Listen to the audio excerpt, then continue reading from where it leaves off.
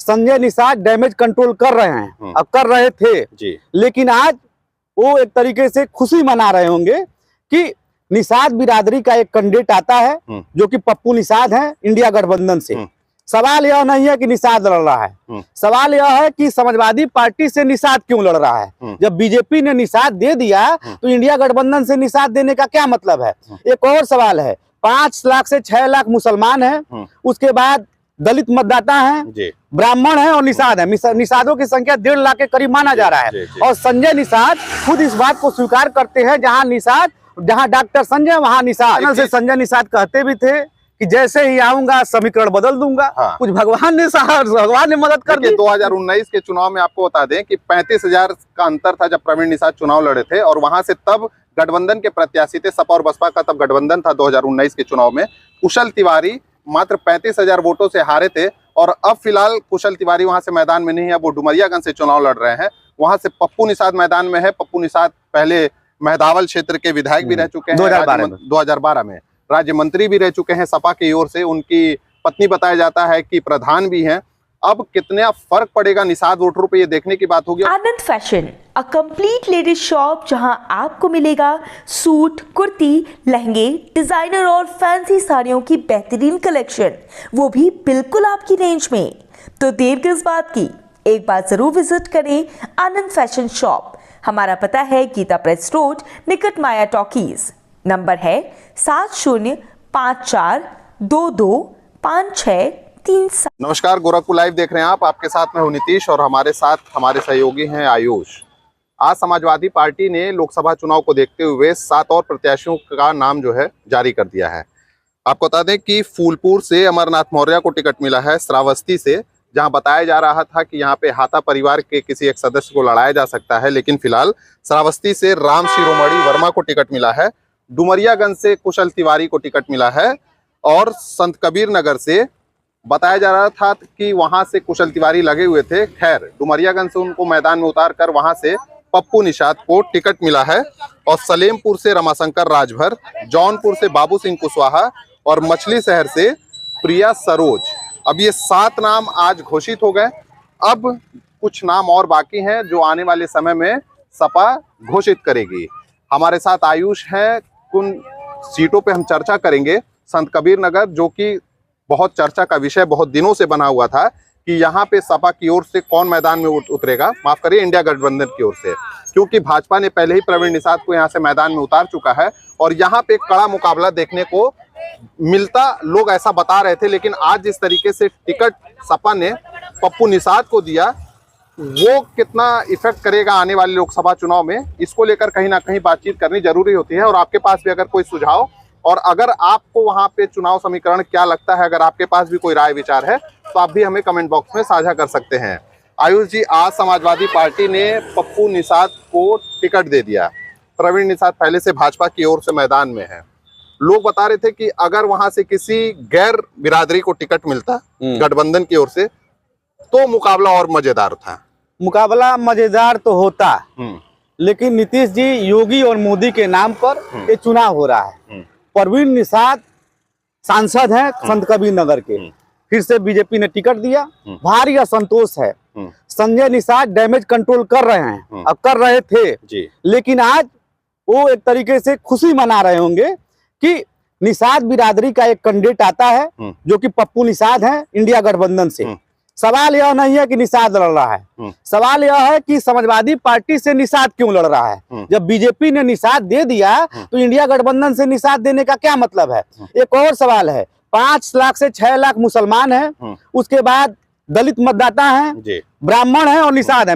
निषादों की संख्या 1.5 लाख के करीब माना जा रहा है। और संजय निषाद खुद इस बात को स्वीकार करते हैं, जहां डॉक्टर संजय वहां निषाद। तो निषादों की राजनीति तो अकेले डॉक्टर संजय कर रहे थे। अब जो पप्पू निषाद है वो कितना सेध लगा पाएंगे, बड़ा सवाल है। जहां तक आप बात कर रहे हैं कि किसी और बिरादरी, किसी और नेता को लाने के लिए जय चौबे का नाम प्रमुखता से आ रहा था। हम लोग सर्वे भी किए थे कि जय चौबे का नाम यादव भी ले रहे थे, निषाद भी ले रहे थे, चौहान भी ले रहे थे, सहितवार भी ले रहे थे, मतलब हर तबका का लोग ले रहे थे। अब जो है कहा जाता है कि ब्राह्मण मतदाता जो हैं वो भाजपा के साथ हैं, भाजपा के साथ रहते हैं। और ब्राह्मण जो है भाजपा से नाराज है, ये कहा जा रहा था। जय चौबे अगर भाजपा से समाजवादी पार्टी यानी इंडिया गठबंधन से चुनाव लड़ते तो ब्राह्मणों के पास एक विकल्प होता उनके साथ जाने का। अब वो सारा दरवाजा बंद हो चुका है, इसलिए ब्राह्मण मतदाता, कम से कम ब्राह्मण 2-3%, 10% छोड़ दिया या 10% जो नाराज होंगे, लेकिन 90% ब्राह्मण जो है बीजेपी के साथ जाते हुए दिख रहे हैं। और संजय निषाद जो दावा करते हैं कि निषाद हमारे साथ है, तो बिल्कुल है। क्योंकि हम लोग लगातार ग्राउंड रिपोर्ट कर रहे हैं। जब हम लोग खलीलाबाद गए थे, संत कबीर नगर और तमाम अलग अलग विधानसभाओं में भी गए, मेहदावल गए, खलीलाबाद गए, घनघटा गए, अलापुर गए, तो अलग अलग जगहों पे जो हमें समीकरण देखने को मिला वो ये था कि ब्राह्मण जो है विकल्प ढूंढ रहा था कि किस तरीके से कौन आ रहा है और उसके हिसाब से फिर लोकसभा चुनाव में। लेकिन नीतीश जी, मैं आपको रोकूंगा। संजय निषाद, प्रवीण निषाद से तो नाराजगी थी, लेकिन जैसे ही संजय निषाद संत कबीर नगर में डोरा डाले और उनके जो छोटे पुत्र हैं सरवर निषाद जो कि चौरी चौरा के विधायक है, उसके बाद थोड़ा समीकरण बदला है।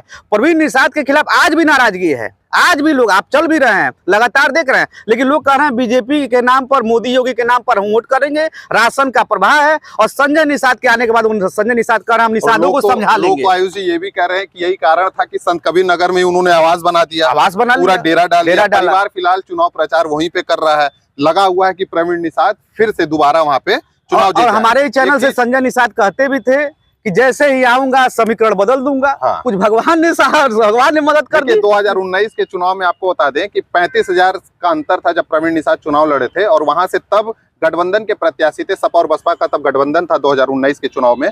कुशल तिवारी मात्र 35,000 वोटों से हारे थे, और अब फिलहाल कुशल तिवारी वहां से मैदान में नहीं है, वो डुमरियागंज से चुनाव लड़ रहे हैं।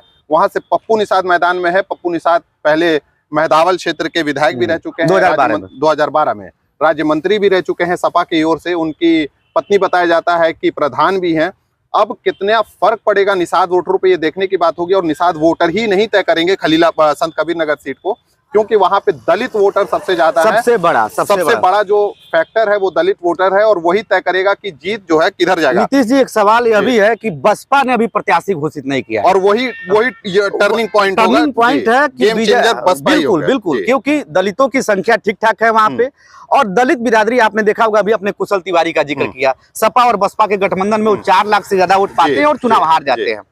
35,000 के 30 से 35,000 का मार्जिन रहता है। एक और फैक्टर है, भालचंद्र यादव उस समय 1,28,000 के करीब वोट पाए थे। आप भालचंद्र यादव का वोट किसका था? सपा का था। सपा मतलब उस समय बसपा और सपा का गठबंधन था, उस सपा के साथ था। हो सकता है 10-20,000 30,000 मुसलमान उनके साथ गए होंगे, लेकिन वो टोटल के टोटल यादव मतदाता थे। भालचंद्र का एक अलग जलवा है वहां पे। इस समय बीच में सुबोध यादव नाराज थे। भालचंद्र यादव के पुत्र वो भी समाजवादी पार्टी में है। अब आप कह सकते हैं कि बसपा तो नहीं है साथ में, लेकिन आपको ये भी सोचना पड़ेगा कि भालचंद्र जो 1,28,000 वोट पाए थे, 1,20,000 वोट जो है किसके साथ जाएगा? समाजवादी पार्टी के साथ जाएगा।